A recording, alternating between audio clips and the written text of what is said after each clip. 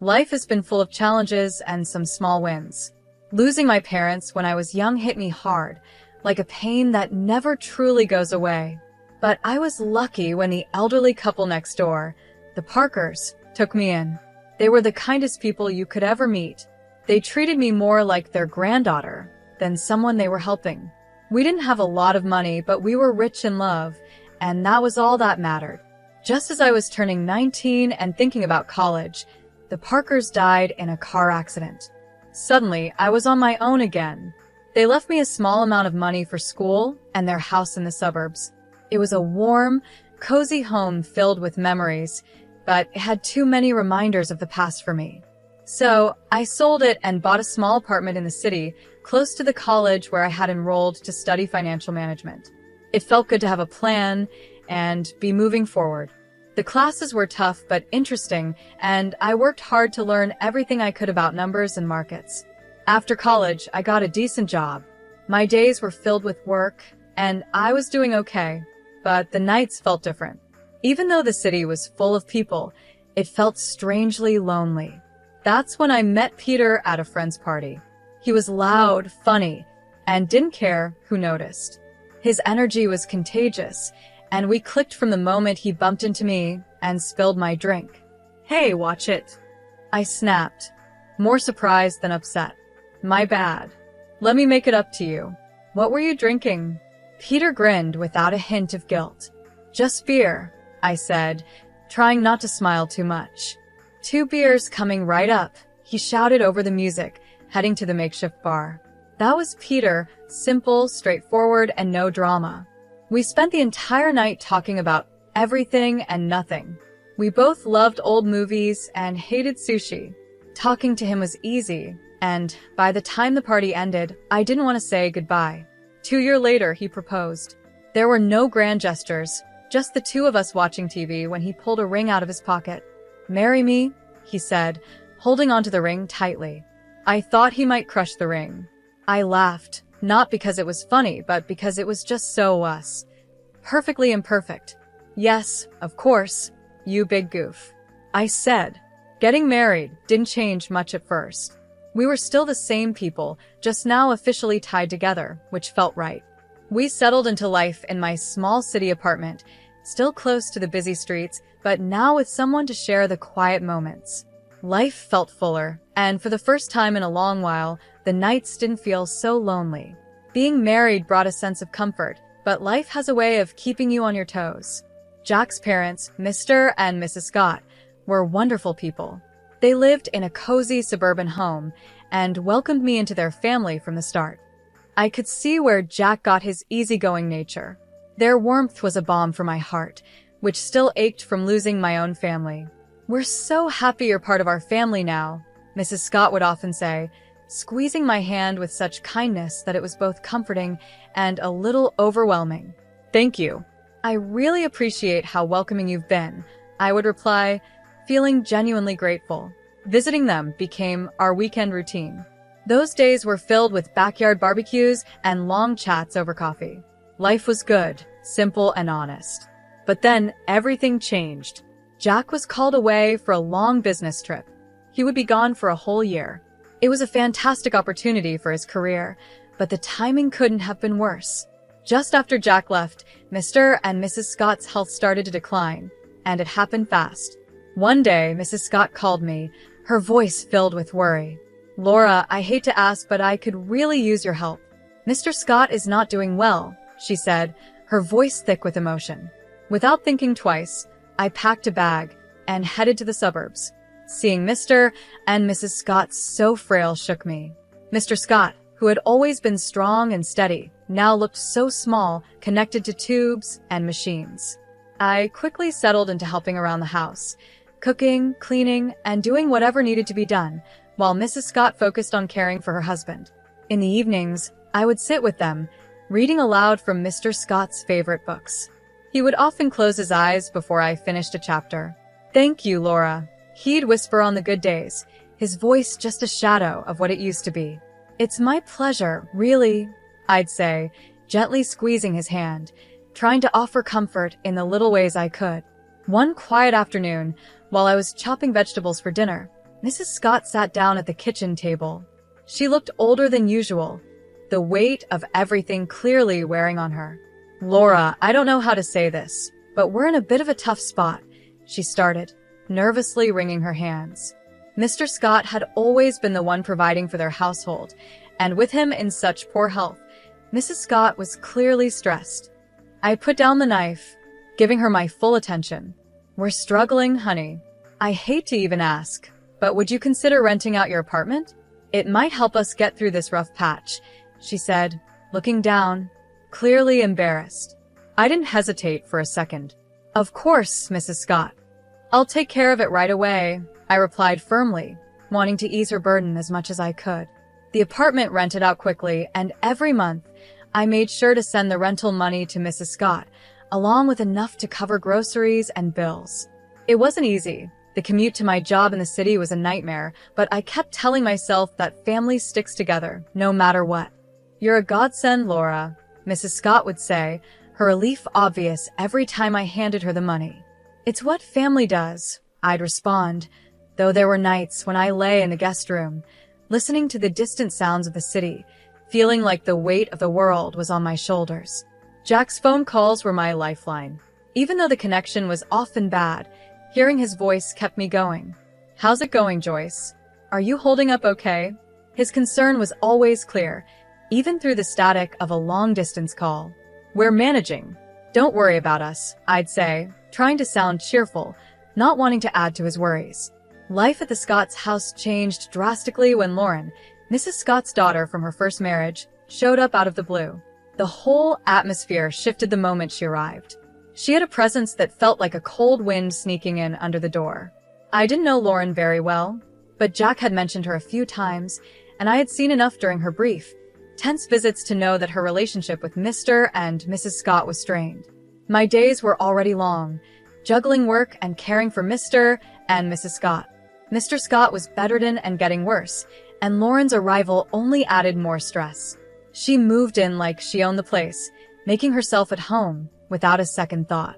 One evening, after an especially hard day, Mr. Scott motioned for me to come closer. His voice was weak, a strained whisper. "Laura, you need to watch out for Lauren. She's not a good person," he said, his words making my stomach knot with worry. "I understand, Mr. Scott. I'll be careful," I promised, though I wasn't exactly sure what I was supposed to be careful about. Mr. Scott's warning didn't take long to make sense. Lauren quickly made her intentions clear. One morning, I found her in the kitchen, her presence dark and cold, like a storm cloud. "Just so we're clear," she said, her tone sharp, "I'm not here to play maid or cook for anyone." She sipped her coffee, eyeing me like I was in her way. I felt like an outsider in her mother's kitchen. Lauren's presence made it clear that I was not welcome, but I tried to stay calm. "Okay, Lauren. I've been taking care of things so far, and I can keep doing it," I said, hoping to keep the peace. "Good, because I don't plan on lifting a finger. This is Mom's house, after all," she snapped back, her eyes daring me to say otherwise. From that day on, Lauren made sure everyone felt her presence, and not in a good way. She would order takeout just for herself and her mom, leaving the empty containers on the table for me to clean up. Her attitude wasn't subtle, and it hurt, but I kept quiet because Mr. and Mrs. Scott needed peace. One evening, Mrs. Scott spoke up, "Laura, why don't you sit and eat with us tonight?" There was a rare warmth in her voice, and for a moment, I felt like the old days were back. Before I could answer, Lauren quickly cut in. "Mom, Laura has been busy all day. She probably prefers to eat later." Her words sounded concerned, but the message was clear. I wasn't welcome at the table. The days felt heavier as my chores doubled. Lauren's entitlement filled the house, and she often whispered to her mother at night, likely turning her against me. Mrs. Scott, once kind and understanding, began to change. Her smiles became fewer, her words colder. A couple of weeks later, Mr. Scott passed away. The funeral was a somber event, with Jack flying in just in time to say goodbye. It was the first time we had been together in months, and having him by my side brought a sense of relief. But even amidst the mourning, I noticed a shift in the air at the Scott home. Lauren was on her best behavior, acting polite to everyone with a forced smile. How's everything been while I've been gone? Jack asked me quietly when we had a moment alone after the service. Fine. Everything's been fine, I lied, forcing a smile. I didn't want to add to his grief by telling him about the tension in the house. Are you sure? You look a bit worn out, he said, his brow furrowed with concern. It's just been busy, helping out here, I reassured him, avoiding his eyes. This wasn't the time to unload everything that had been happening. As soon as Jack left, Lauren dropped the act. The mask of the caring sister was gone, replaced by her usual sneering attitude. The dynamic in the house changed completely. Mrs. Scott, perhaps consumed by her own grief, grew distant and cold toward me. She stopped having conversations with me, only giving commands, and I felt more like a stranger than a part of the family. Lauren took over the house as if she owned it, acting like the lady of the manor. Her reign was marked by complete disregard for anyone's feelings but her own. She started barging into my room without knocking, rummaging through my belongings like she was searching for something valuable. One afternoon, I found her in my room again, and I knew things were only going to get worse. I was out in the garden, trying to find some peace, when I noticed a box lying among the shrubs. Curious, I opened it and felt my heart sink. Inside were my watches, jewelry, and even some of my underwear. Nearby, several of my dresses were carelessly thrown over a bush. Fury rose inside me as I grabbed my belongings, clutching the box tightly. I stormed inside and found Lauren lounging in the living room, acting like she owned the place. What the hell, Lawrence? I demanded, my voice shaking with anger. You can't just throw my stuff out. Lauren laughed, a cold, harsh sound that echoed through the room. Live here? Please. You're just a guest and not a welcome one. You should be out in the garden or better yet on the street. You're nothing but a useless beggar anyway, she sneered. Her words stung deeply, like pouring salt on a wound. Trembling, I turned to Mrs. Scott, who had just walked into the room. Mrs. Scott, please. Tell her she can't treat me like this. This is supposed to be my home too, I pleaded, my voice breaking. But Mrs. Scott, once so kind and gentle, looked right through me as if I didn't exist. This is Lauren's house now, she said coldly. She's right, Laura. Maybe it's time you found somewhere else to live. Her words hit me like a punch in the gut. I stood there, clutching the box, my heart breaking. The home I had come to know, the family I thought I had, was falling apart in front of me. Despite everything, I stayed, because of a promise I had made to Mr. Scott on his deathbed to look after his wife and not let Lauren take control. But day by day, Mrs. Scott started to become more like Lauren. Her once gentle words turned sharp, and her eyes grew colder. One evening, as I cleaned up after dinner, she snapped at me. You're just sitting around doing nothing, aren't you? I'm doing my best to keep things running smoothly, I replied, trying to keep my voice steady despite how much her words hurt. Your best, she scoffed. Could have fooled me. Looks like you're just freeloading. She turned her back on me and walked away, leaving me standing there, feeling crushed. I was far from a freeloader. I had rented out my apartment and sent nearly all of the income to Mrs. Scott, and I was handling most of the housework while Lauren did nothing but criticize. Lauren, living off her mother's pension, was relentless. What does my brother even see in you? She would taunt me at night, her voice loud enough to echo through the thin walls. I would bite my tongue, swallow my anger and frustration, and remind myself of the promise I had made to Mr. Scott. The atmosphere in the house had become unbearable, filled with tension and hostility. One evening, I came home early from work and overheard a conversation that turned my world upside down. I walked in quietly, unnoticed by Lauren and Mrs. Scott, who were in the middle of a heated discussion in the living room. We need to get her to sell that apartment of hers. You know how much we could use that money, Lauren said, her voice greedy and calculating. Yes, but how do we convince her? Laura isn't stupid. She won't just hand it over, Mrs. Scott replied, sounding both frustrated and greedy. Leave it to me, Mom. I'll sweet-talk her into it. Once she signs it over, we can finally live the way we deserve. Lauren's words slithered through the air like a snake. Hearing them plot to take away my only financial security hit me like a punch to the gut. Fear gripped me. I knew in that moment I couldn't stay any longer. My heart racing, I slipped away to my room unnoticed. They were planning to rob me of everything, and I had to leave before they could succeed. I made up my mind right then and there. Every second in that house now felt like a countdown to disaster. With shaking hands, I quickly packed my essentials.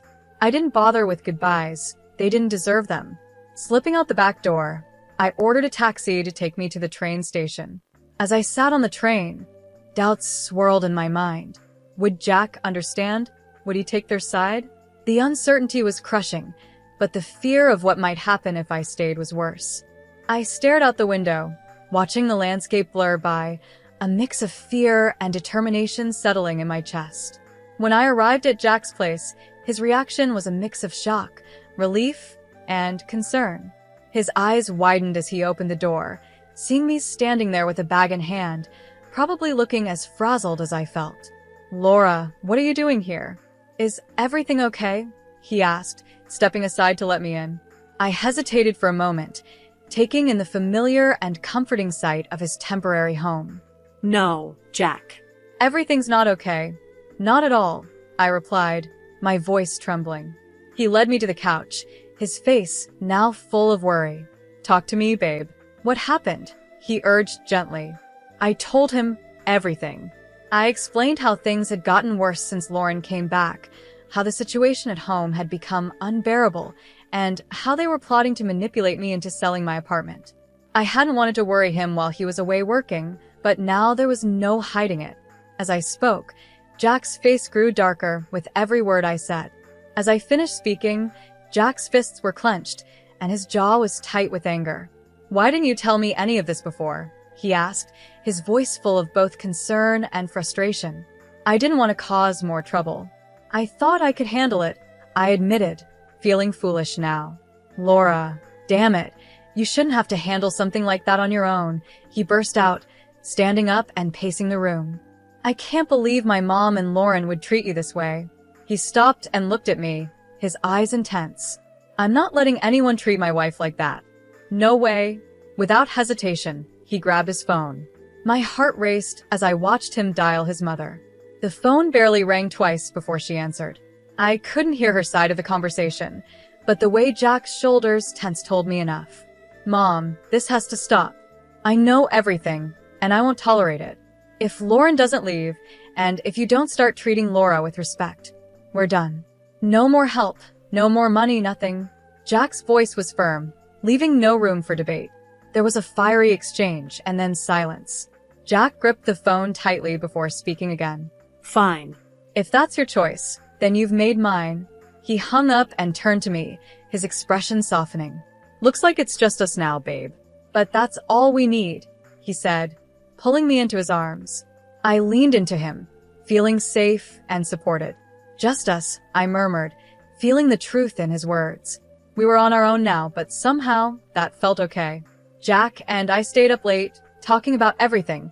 How we would manage without supporting his mom and Lauren, how I could arrange remote work, and what our plans would look like going forward. It felt like we were building a new life, just the two of us. Whatever happens, we're in this together. You and me against the world, right? Jack said with a determined smile. "Right," I replied, smiling back, feeling more confident with him by my side. The next few days were busy. I arranged with my job to work remotely, which thankfully they agreed to. Jack helped me move my things out of storage, and we set up a little home office in the corner of his living room. It wasn't perfect, but it was peaceful, and it was ours. About a week into our new routine, I received a phone call that felt like a ghost from the past. It was Mrs. Scott. Her voice, once so sweet to me, now sounded harsh, filled with desperation and entitlement. "Laura, why haven't I received the money for this month? You know we depend on it," she demanded right away, her tone sharp and accusing. For a moment, I was stunned silent by her nerve. It was unbelievable. "I'm sorry, but after everything, you still expect me to support you?" I asked, my voice more surprised than angry. In the background, I could hear Lauren's voice, sharp and angry. "She's just ungrateful. Make her transfer the money." I took a deep breath to calm the anger rising inside me. Their cruel words replayed in my mind, words that had cut deep. Mrs. Scott, Lauren called me a ruthless beggar, remember? I'm not sending money to people who treat me like that. I'm done. There was silence on the other end, and I could almost imagine Mrs. Scott's shocked expression. But we're family, she finally said, her voice a mix of anger and desperation. No, family doesn't treat each other that way. Goodbye, Mrs. Scott, I said firmly, and hung up before she could reply. The call left me shaken, but Jack was right there, his support solid as ever. You did the right thing, Laura. It's time they learned to stand on their own, he reassured me, wrapping his arm around my shoulders. Not long after settling back into our hometown, another surprise came our way. I was pregnant. The news brought us joy we hadn't expected, and suddenly the future felt bright and full of possibilities. We decided it was time to sell my apartment and buy a small house in the suburbs, somewhere close to a good school where our child could grow up. As we were planning the move, another call came, this time from Mrs. Scott. Her voice sounded different, desperate, almost pitiful. Laura, I've made a mistake. Lauren forced me to sell the house, took the money, and left me with nothing. Could I come and live with you and Jack? She asked, her voice shaky, pleading for help. This was a test of my resolve. Mrs. Scott, you chose this path when you sided with Lauren against us. You could have made a different choice, I said, keeping my voice steady despite the turmoil I felt inside. I know, I've made mistakes. But you have a kind heart. Can't you forgive an old woman for her poor choices? She begged. I sighed, feeling a twinge of pity, but also remembering all the hurt her actions had caused. I forgave you a long time ago, but that doesn't mean I can let you back into my life. You need to live with the consequences of your actions, just like I have, I replied, and ended the call. With a firm decision, I blocked her number. We continued with our plans and bought a charming little house with a garden, a place where our child could play and grow. One lazy Thursday morning, as I was flipping through the newspaper with my coffee, a headline caught my eye, local woman arrested for massive fraud scheme. I stared at the photo in disbelief. There was Lauren, handcuffed, looking completely defeated. I felt a mix of shock and, if I'm honest, a little sense of justice when I saw the news. Jack, look at this, I called, holding up the newspaper for him to see. It's Lauren. She's been arrested for fraud. Jack took the paper and scanned the article with a serious expression. Wow. I can't say I'm surprised, but still, it's a lot to take in. Yeah, it is, I agreed. But she made her choices, and now she's facing the consequences. As I said it, I realized it gave me a sense of closure I didn't know I needed. Eventually, we heard through friends that Mrs. Scott was living in a small apartment, working 2 jobs just to get by. Her pension wasn't enough to cover her living expenses and the debt Lauren had left behind. Did you hear about your mom? One of Jack's friends, Frank, asked one evening when he and his wife came over for a backyard barbecue. Yeah, I heard, Jack said while flipping burgers on the grill. His voice held a touch of sadness, but also a sense of finality. She chose her path, Frank. It's tough, but that's how it is. Frank nodded, understanding there was no more to say. You're right, man. Just thought you should know. The conversation moved on after that, drifting to lighter topics like sports and work. Life had moved forward, and so had we. The real joy of our new life became clear when Kelly was born. Becoming parents changed everything.